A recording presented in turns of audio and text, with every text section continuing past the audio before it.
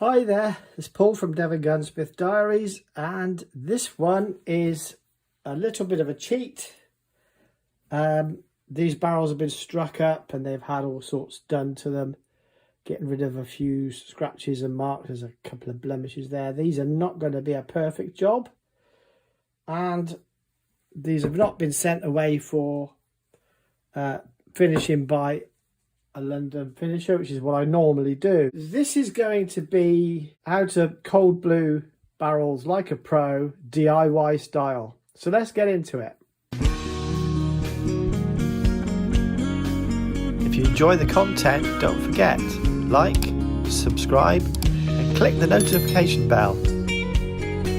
This job is a sort of quick job that needs taking care of very quickly.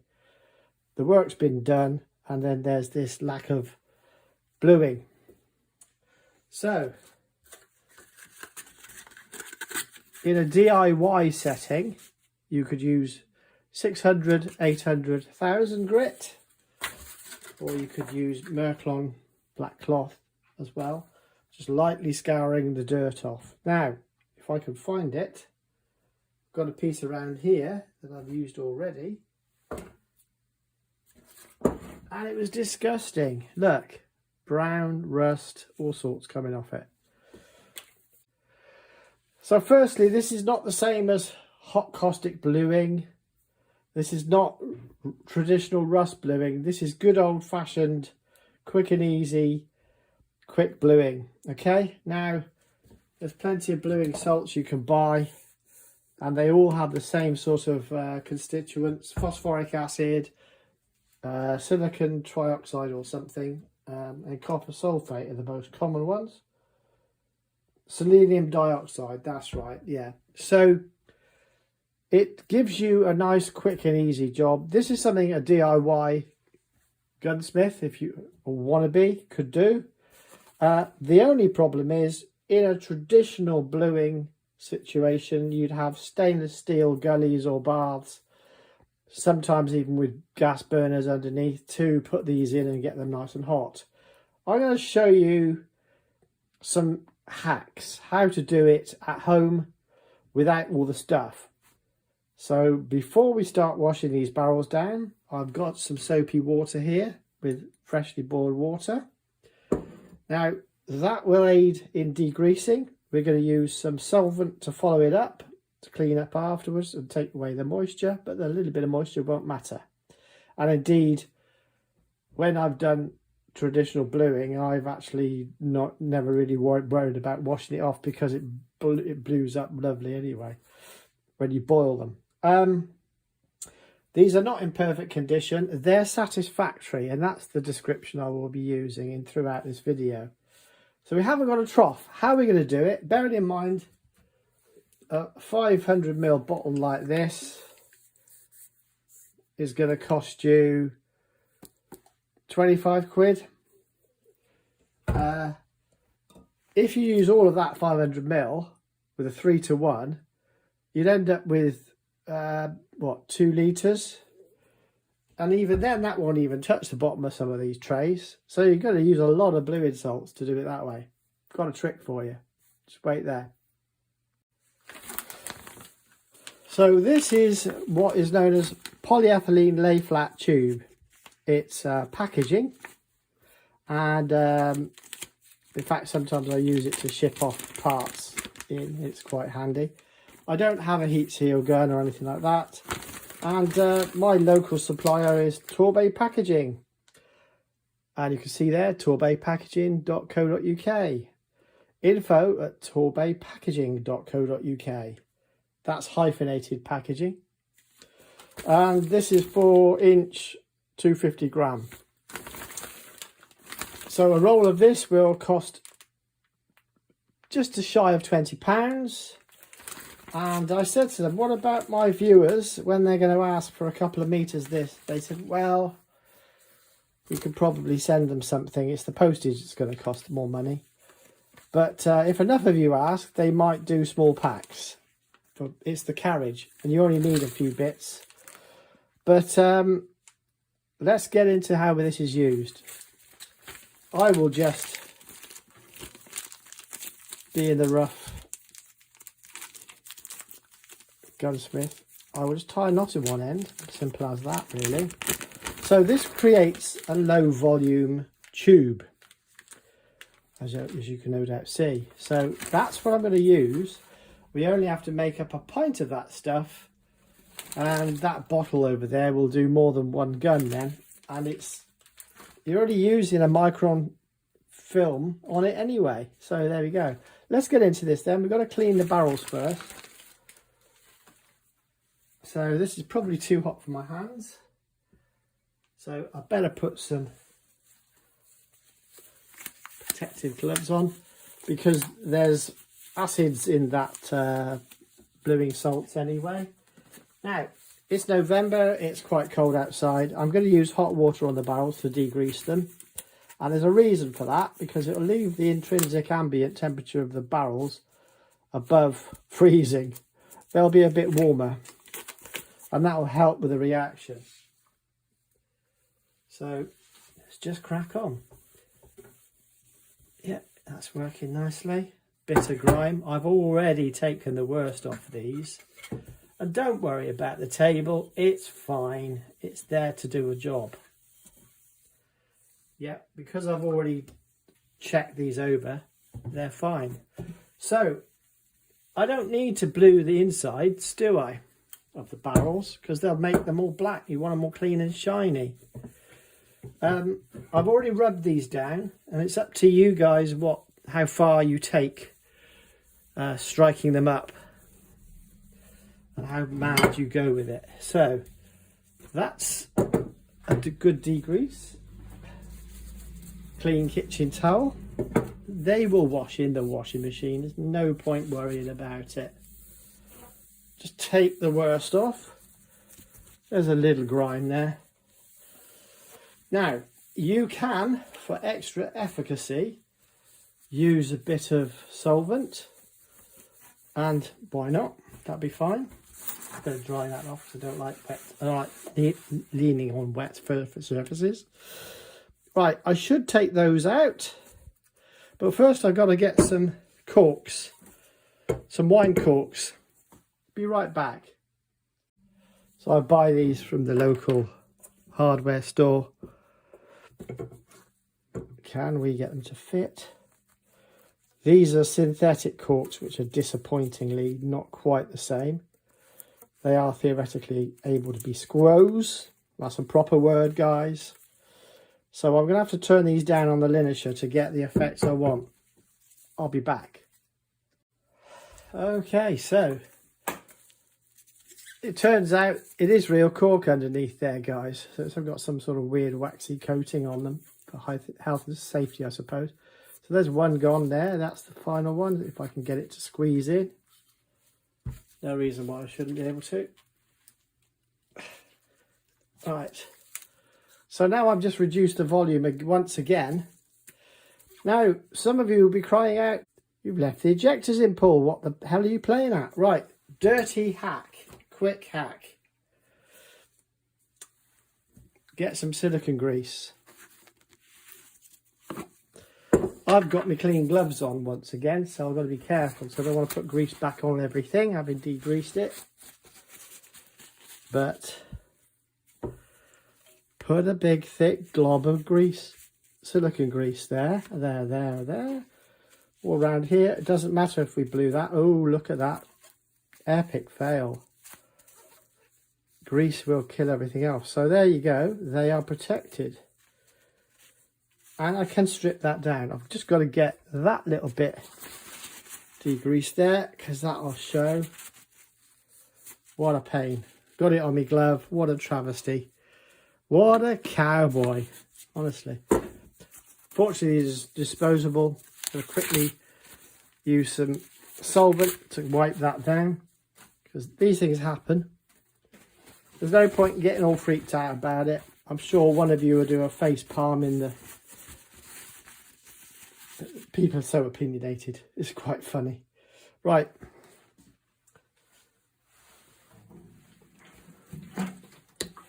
Can of solvent. The trouble is all your consumables get used up quite quick. over the time, especially if you're doing lots of jobs. And it all comes off the bottom line, which at the moment this company owes me £50,000. So there's not much jam, only a bit of bread every now and again. Right, there you go, job done. And you can see once again, right, gloves on first. Now we'll see if this solvent takes the gloves off, but let's just quickly degrease these anyway. There's a little bit of residual rust markings, to be expected, frankly. There you go. Using water will exacerbate the rusting process. This is why you can't mess about with this too long. Right, last job.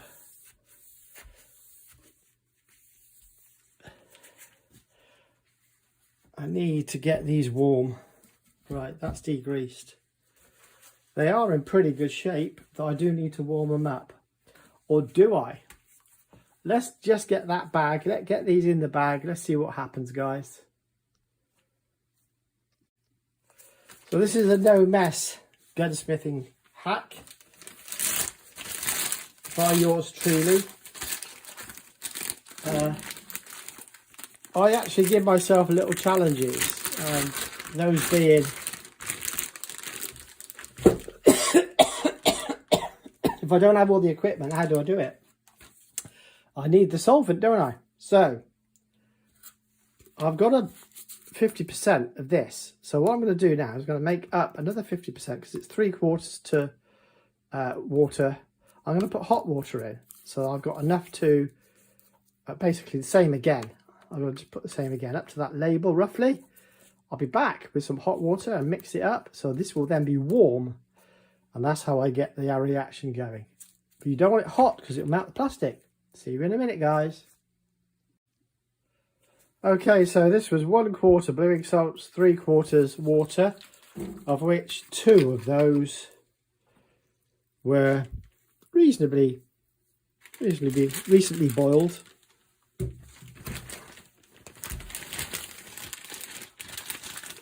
I've got a bit too much of this on here.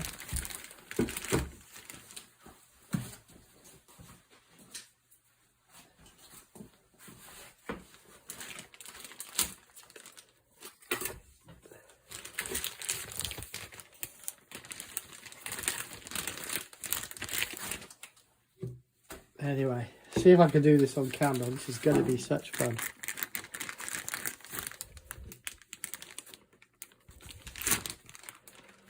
Yeah, I can. I just got to fiddle about. There's never enough room on this bench. Got to do this swiftly because it'll start reacting on one part before it does the other. Right. Oh, I've got a hole. Oh, I've got a leak. I've sprung a leak. Epic fail. Not bothered. I'm just going to keep going. Quickly tie a knot.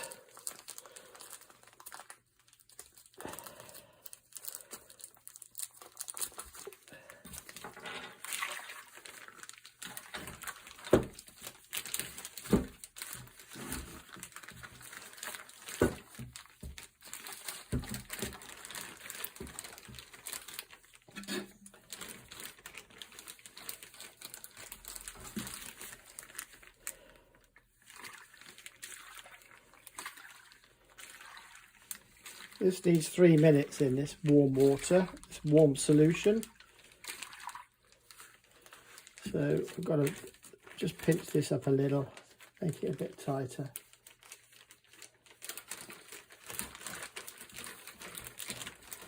In fact, if I had a couple of, yeah, look at that, it covers it completely. There's a dribble at the one end, which is a bit of a travesty. See if I can't fix that problem. Oh, there's just occasionally little pricks out that come out. There we are. It is what it is. For the small amount of weeping, I'm not bothered. I can wash it off afterwards. So I'm going to just start timing this.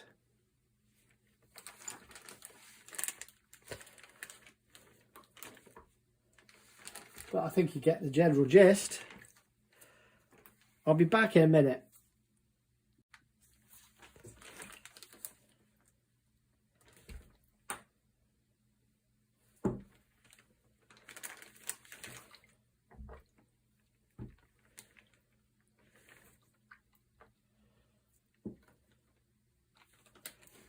As you can see, it's completely submerged in all the important places, and I just give it a little run down to the breech a tiny bit.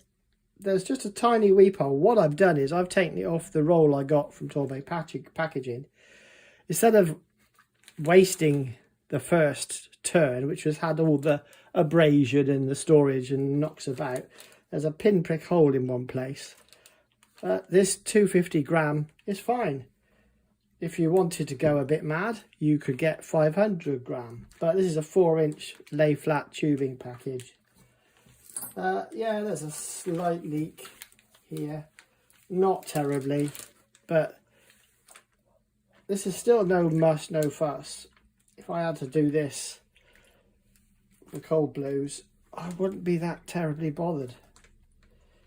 Now, if I wanted to, I could wash this off and leave it overnight, and that would soften to a brown haze, and I would burnish that haze off with some kitchen cloth, clean dry kitchen cloth. Just the cellulose fibres is enough. And I could then boil these and they would become traditional blue, but unless you've got a boiling tubes and all that kerfuffle, you can stop it just here right now. I need a jug, don't I, guys? Or something. Oh, there's a clean jar there. Can I get that lucky? Who knows? So what I'm going to do, I'm going to cut the wrong end. Let's cut the, sorry, just knocked you again. Right. So the barrel's now got a hole on this end, the tube, because it's disposable, you see. I used to keep all this sort of stuff. You know, I used to always have all the tubes. I've tried different iterations. Tried gutter piping and stop ends and all that kind of stuff. And it always ends up either rusted if it's steel or broken if it's plastic. And it's just a pain to use when this packs away so easily. And this is like the first step of the traditional bluing. It's just simply cold bluing, but oh yeah, oh wait, that's nice. Yeah, I'm not ashamed to say that that's not bad. Right, so my tube has now done its job and it can pop in the bin. I've not created ecological disasters because this stuff is quite unpleasant. All I've got to do now is roll these under hot water and presto. Not a bad job so far. We're going to get into the rest of it in a minute. So I'm going to put this bottle away. I'm going to give a clean up. I'll do that off camera. You don't need to watch me cleaning up. It's boring. Okay. Well, they have a lovely dark colour. Not going to lie. At the moment, I need to just quickly give them a bit of a wipe down. Yep. They've taken to that beautifully. Oh, yeah. Right, so with these sort of bluing salts, it will rust fast. I mean, really fast. If you go to lunch and leave them on the table, they'll be red rusty by the time you get back.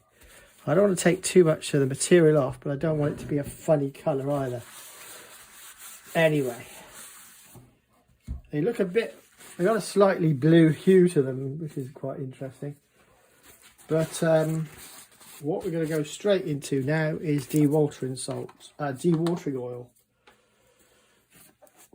Without a lot of fuss involved in that, just whack it on. Do not fear the oil. Got to get it on in every crevice. Bearing in mind, this is a sort of thing a home DIY gunsmith can do quite legitimately on his own guns. You wouldn't need a license.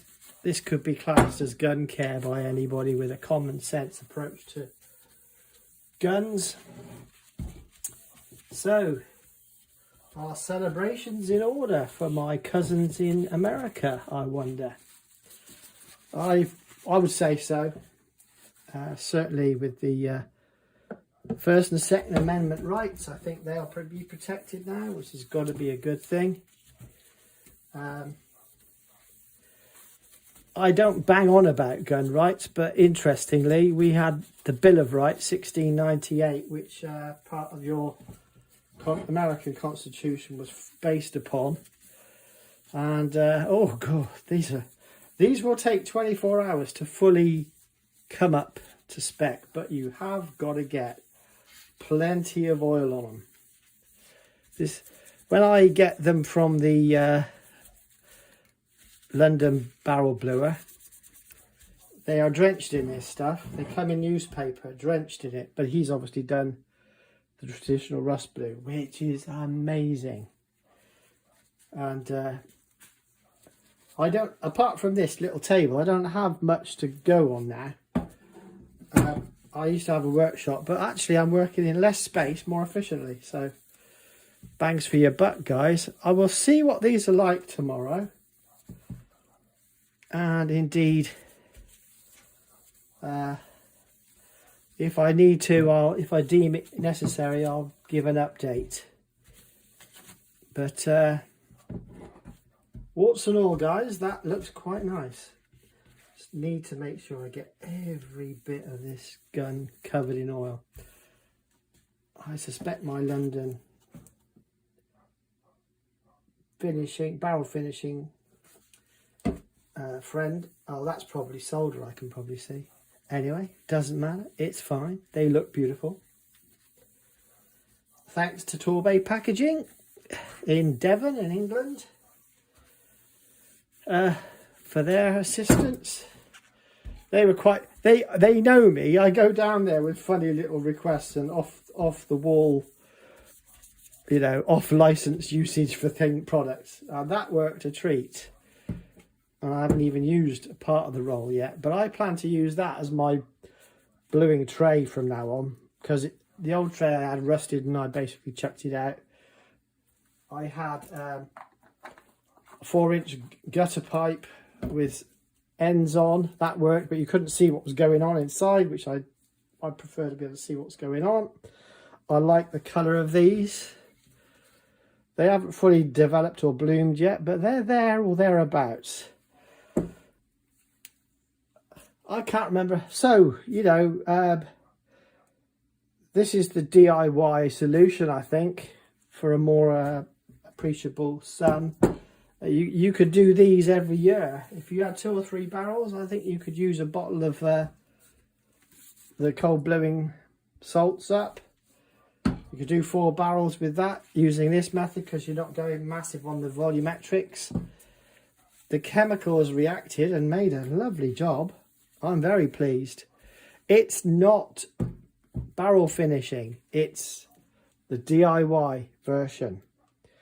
But you can still blue your barrels like a pro, because that is very similar to the techniques I use with the pan and all the muck and all the gubbins. All I would do at this point, I wouldn't dewater them. I'd let them, I'd sit them in a ambient temperature. I'd let them get a bloom of rust on them, and then I'd boil them. And then that would actually be almost the same as, you know, that's a shortcut version of what the barrel finisher will do. But I am pretty pleased with that finish. It develops over 24 hours, and the actual chemical structure forms up strongly by then.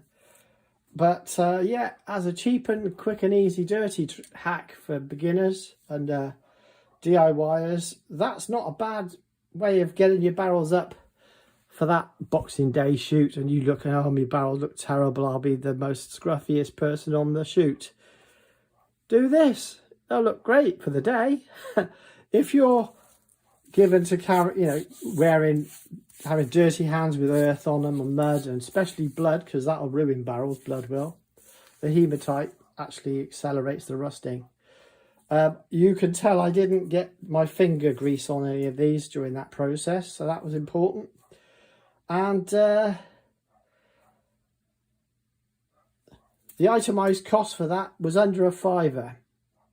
So that's not a bad fix for £5. I think that's about $6-7, certainly under $10.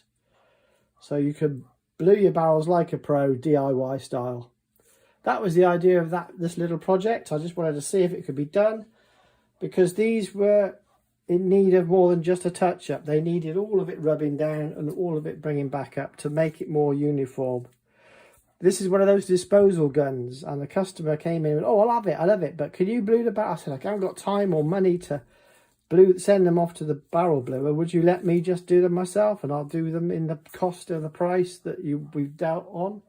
Bearing in mind the disposal gun, I got to get my storage fees back out of it. So that works all right. There's a bit more to this, so I'm not going to say that's all, folks. But I will see you tomorrow. So I've just popped out the ejectors. My last little bit of the job. I've taken the corks out. The last part of the job now is just to run some dewatering oil through the ejector tunnel, so we don't want any of those corrosive chemicals sitting around.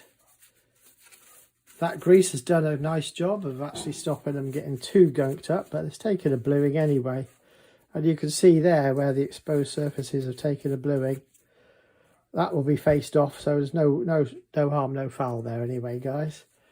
But I'm absolutely chuffed with that bluing job. It's not finished, I hasten to add. But it's looking darn good for a basic, very basic blue. Budget bluing, I would call this. Budget DIY bluing. But if you want to keep your guns in good shape, I think it's worth a shout, this. Yeah, definitely. So, the dewatering oil has done its job. You want some good proprietary gun oil. You could use linseed at a pinch. Anything to get the air away from those barrels at this point. And I'm nearly out. Look at that. It's terrible. I use it copiously, you see, that's the thing. You can't expend too much. You can't be too tight, should I say. Can't expend too much money. This lasts for ages, though. I'm not going to lie. It really has. It lasts for ages. But you've got to be quite liberal with this now. So I'm resting the lump on the bench to get this done. Just on the very edge of the breech, which I'm going to face up anyways. You may recall I just said back on the lump. This is quite a delicate time for this new finish. It's got a bluey hue, you can see that. Look at that. Still, it's blacking, not rust anymore. So people are always horrified how much rust film they build up. I'm trying to just get that's it. The merest drizzle out here. What I do there is I run it down both the sides of the rib. Just push that down to make sure it's fully penetrated. You see, I've done this once or twice. And it's the same finishing practice as you would if you'd boil blue these barrels, or even if you'd caustic blued them. It's all back to the oils. You've got the finish you want. I'm actually quite pleased with that. I'm really quite pleased with that. I didn't think it would come out this good. So this was a sort of like reverse engineering what I already know and have done many times in a DIY application to see if we could actually not cut corners. There's only one way to do barrels properly. Right, so if I do caustic bluing on these, the caustic salts, when they're mixed with water, reach such high exothermic temperatures. Oh wow. Oh wow, I love that. I'm really pleased with that. I didn't think I would be. I thought I'd be like, oh, this is all right, guys, it'll do. I'll tell you what, if anybody wants to do this, let me know the results. And in the members only version of this video, you'll get to know what different salts I'm using and what mineral oils I'm using and all that, because you guys deserve a bit extra than Mr. I'll watch it for free. For every one of my members, I have to have 1,000 Mr. Watch It for Frees view this content. So that's why my members are precious to me. There's some gifts coming your ways, guys, as well. So we'll get to that shortly in another video. That's a members only thing. Right, absolutely lovely. I'm going to put them in one of the wooden trays, keep them clean. I will see if I can find some newspaper. I don't read newspapers, so that's where I get a bit stuck. And they are going in the trays with the rest of the gun, so don't lose it. And oh, by the way, don't lose these, Paul. Right, so that took a bluing, even though it wasn't meant to, and that's fine too. That's all okay. So these partially blued up, as you can see. So my degreasing must have been pretty good. So this is quite easy to do. That's 1,000 is a bit too fine. Well, that's too blimmin'. That'll do. Right, so all you're going to do is hold them flat.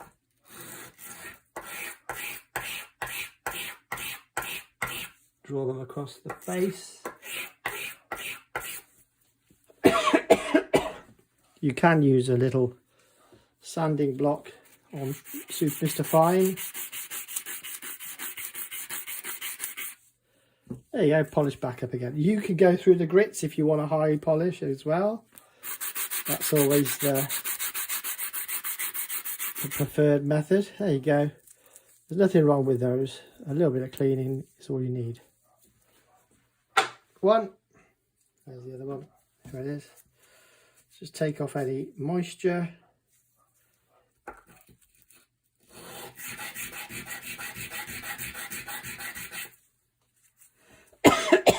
I don't know why I'm coughing.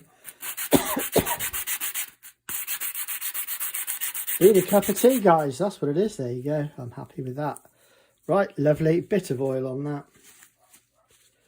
Get the right rag. That's the one. Just to ensure that there's nothing wrong with these. There you go. Happy days. Leave it 24 hours. Right.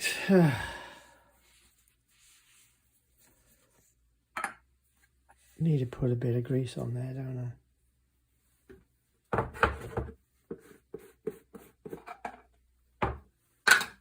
Just while it's all a bit new. Going to put an excess of grease here.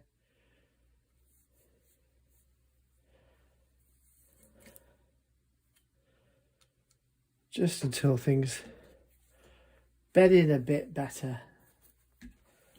Right. Before it goes off to the customer, obviously I'll wipe all that down. And there we have it. You may recall this gun from other videos, this fore end being a mess, and now it's looking pretty good. Full action service, the loose bodge up, DIY bodge up, sorted. Lovely. Sounds like the postman's just arrived. Okay, so that's one that should never have come in as a job, but it did in the end. So all's well ends well. Need to put a tiny bit more oil on this, but that's it, guys. Cheers.